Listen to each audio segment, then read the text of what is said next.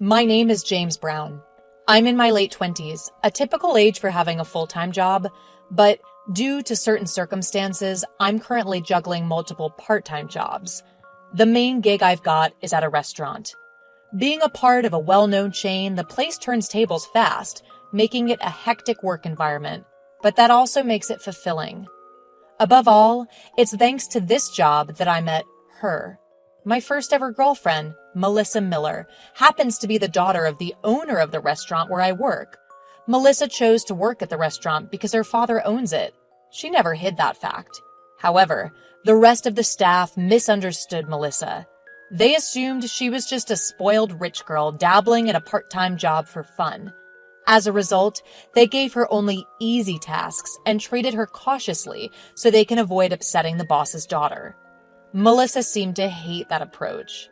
Eager to show everyone that she was different, she proactively asked questions about what she didn't understand and took the initiative in her tasks.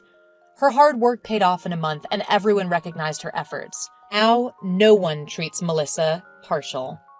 I once wondered why someone as charming as Melissa, both as a person and a woman, chose to be with a guy like me, and I asked her. She blushed and confessed shyly, "You were the only one who never changed your attitude towards me from the start. Your guidance was strict, but I thought of you as the most trustworthy person." I'm the one who asked, but I remember with fondness when I heard it. Being drawn to Melissa, who is honest and diligent, seemed like a natural progression.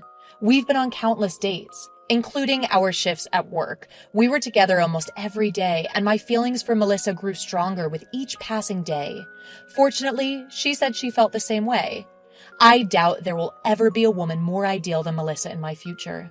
More than anything, I don't want to hand Melissa over to someone else. With that in mind, I proposed to Melissa, although I thought I won't make it. But to my surprise, Melissa nodded, tears streaming down her face. We decided to meet each other's families in preparation for our future. First, we were going to meet Melissa's parents. Melissa's home was exactly as I imagined, a standalone house that screamed wealth at first glance. The garage was filled with famous foreign cars. I suddenly became conscious of what I was wearing. I thought I chose the best outfit from my wardrobe, but I'm not sure if it will be acceptable to Melissa's parents. James? I snapped back to reality when Melissa called my name. I muster up some courage to counteract my self-doubt. I tell myself that maybe Melissa's parents are not the kind of people to care about such things, as I follow behind Melissa. In the living room we're shown to, there's a woman who looks a lot like Melissa and a stern-looking man waiting. I assume they must be Melissa's parents. I brace myself internally, look them straight in the eyes, and make my introduction. My name is James Brown. I've been dating Melissa. Thank you for providing this opportunity despite your busy schedules. My voice cracks from the nervousness, but I wait silently for their response. Well, it's best to get things like this done sooner rather than later, replies Melissa's father. I respond to his voice and lift my head. But contrary to my expectations, his gaze was cold. I feel the same cold gaze from Melissa's mother, too. I suck in a breath as I realize the atmosphere is clearly not favorable. Melissa's father pulls out several pieces of paper from an envelope and places them on a table. Just as Melissa and I are looking perplexed, her father speaks up. We've done some research on you. What? Melissa regains her composure and confronts her father. What does that mean, Dad? Her father responds with a matter-of-fact expression. It's only natural to look into the man who's going to marry our precious daughter. I heard from the manager of the diner where Melissa works about your reputation. Immediately I had a bad feeling. I knew the manager wouldn't say anything good about me. He seemed to hate me since long before. I think he was jealous because I was reliable to the other staff and because I was dating Melissa. As expected, Melissa's father looked at me with contempt. We heard you're incompetent at work and have no prospects of becoming a full-time employee. Also, we heard that you're poor and juggling multiple part-time jobs. Melissa's mother looked me up and down with a sneer. We can't possibly entrust Melissa to someone like that. I could feel my face getting hot with embarrassment. Melissa tried to interrupt with anger, but I hurriedly stopped her. Although I appreciate Melissa's feelings, the fact that I'm living off a part-time job and don't spend money on clothes or appearance is true. I opened my mouth to somehow salvage my reputation, but Melissa's father beat me to it. Surely you're not still thinking you can marry Melissa? As I was lost for words, Melissa, who couldn't hold back anymore, spoke up. No matter what you say, Dad, I'm going to marry him. What are you saying? There's no way you can be happy marrying a poor man like this, retorted her father. But Melissa stared back at him and responded, It doesn't matter if he's poor. I'm going to work too, Melissa defended. At Melissa's words, her mother let out a shriek. What? You plan to let Melissa work even after you're married? Enough, Mom. It was my decision to work together. Neither of them would listen to Melissa. Melissa's father probably blames me for everything. He glares at me as if I were his mortal enemy. I get it now. You're just after a free ride, aren't you? Just what kind of family did you grow up in? I'd love to see the faces of your parents. Upon hearing her father's words, I could feel my blood rushing to my head. Before I knew it, I spoke up. I don't care what you say about me, but I won't stand for you disrespecting my parents. As I spoke directly back at him, I saw a tremble of uncertainty in his eyes, but it soon vanished, replaced by a patronizing smile. So, you're finally showing your true colors. I won't let a savage poor guy like you marry my daughter, I instantly retorted. Then, I don't need her. I don't want to be related to people like you. With a final word, I stormed out of their house. I could hear them arguing behind me, but I didn't turn back. I walked on, my head still hot with anger. Then I heard my name called out from behind and turned around. Melissa had chased after me, panting heavily. I finally came back to my senses and stopped. I'm sorry, James, for the terrible things my parents said. Looking at Melissa bowing deeply, I regained my composure. Feeling guilty for the situation with Melissa, I was at a loss for words. Melissa apologized again and then said something surprising. I ran away from home. What? I asked back, and Melissa looked into my eyes seriously. I told them I wouldn't go home until they apologized to you, James. I tried to convince her several times after that, but Melissa wouldn't budge about going home. I had to make up my mind.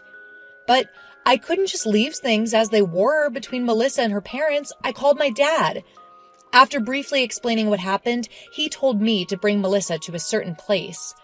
It was lucky enough that I was able to get in touch with my dad, who had been busy these past few days, but I hadn't expected to introduce Melissa to him so suddenly. Melissa seemed nervous about the sudden development. I reassured her and headed for the designated hotel. It was a famous high-end hotel from the same chain as the diner we worked at. I escorted a bewildered Melissa into the restaurant inside the hotel. My father was already there, and we were guided to his table by the staff. Sorry for the wait. No problem, I just got here myself. Upon spotting my father, Melissa greeted him nervously. Nice to meet you. I'm Melissa Miller.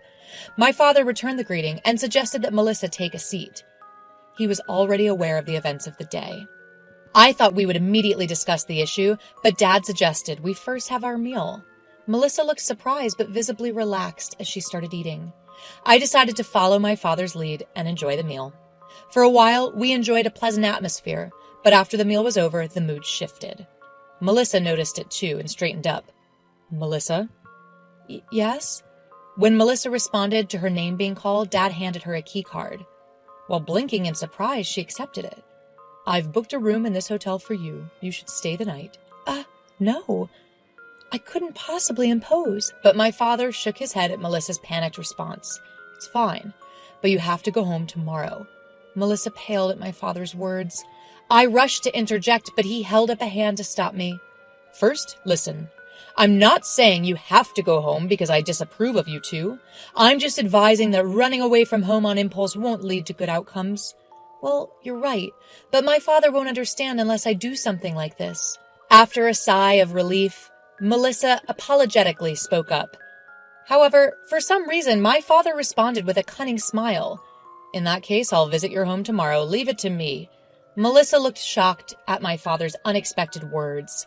Dad addressed Melissa in a serious tone. but only if you're okay with it after hearing what I have to say.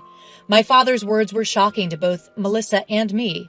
For Melissa, this would likely affect her life significantly, but she never once looked away, agreeing to my father's proposal.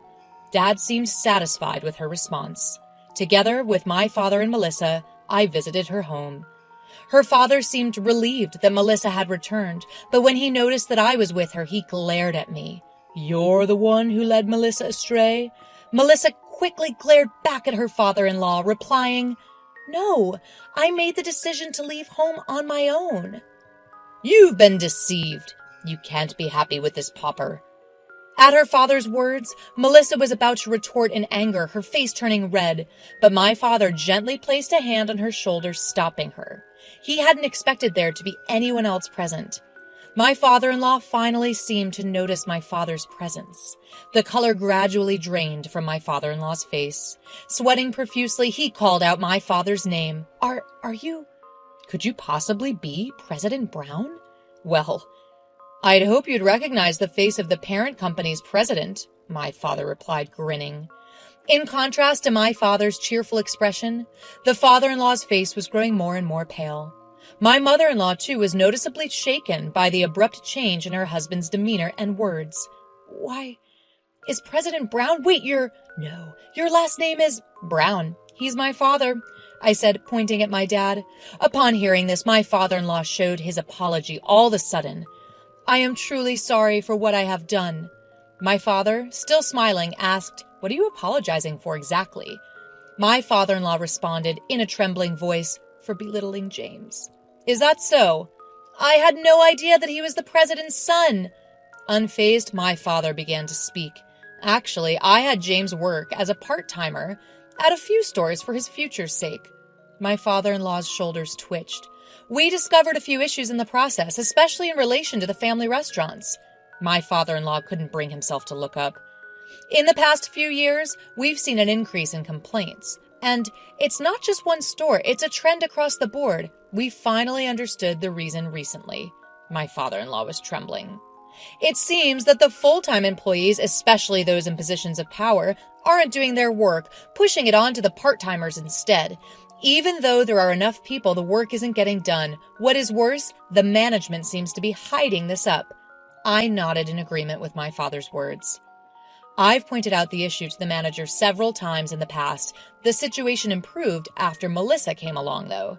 My father-in-law glared at me, face flushed with anger, but noticing Melissa's gaze, he hurriedly looked away. Melissa was giving him a look of contempt. My father continued, speaking calmly. "We've also confirmed that you've been making various deals behind the scenes with those people. Is that right, ma'am?" Suddenly, called out, my mother-in-law's shoulders shook. Yes? Haven't you noticed that his finances have been suspiciously good these past few years?" My father's question made my mother-in-law gasp, her face showing sudden realization. Come to think of it, wait, you don't mean... My father-in-law, going pale, couldn't say anything. Melissa delivered the final blow. "You're the worst." My father-in-law was left speechless, looking stunned. My father then delivered his verdict. "You're going to resign the owner. The official resignation order will be issued next week. For the sake of both of you, I'll keep the details private. But if you want to stay with the company, you'll have to start from scratch. Take your time to decide." Leaving Melissa's parents in their shamed silence, my father and I left their house. Eventually, my father-in-law chose to remain with the company. After I quit my job at the diner, Melissa became the manager and my father-in-law started working there as a regular staff member. Under Melissa's watchful eye, my father-in-law probably won't be able to pull any tricks. As for me, I'm currently working as the head of the HR department at our company's headquarters. I occasionally make appearances on site. Of course, that includes the place where I used to work. Melissa, James. When I stopped by after work, Melissa and my father-in-law, who were tidying up after closing time, were there. My father-in-law was worrying about my mood. With a wry smile, I spoke. "There's no official announcement yet, but Melissa's name has been mentioned as the next CEO of the diner. Of course, it wouldn't be immediate, and there will be a lot of things that you won't understand." My father-in-law, surprised, looked at Melissa. Melissa nodded in response. Watching them, I continued. So, I'd like you to start teaching Melissa a little bit from now on, and in the future, I'd appreciate it if you could support Melissa. It'll be tough for her to handle everything alone if we have a child. When I mentioned having a child, Melissa returned my comment with a happy smile.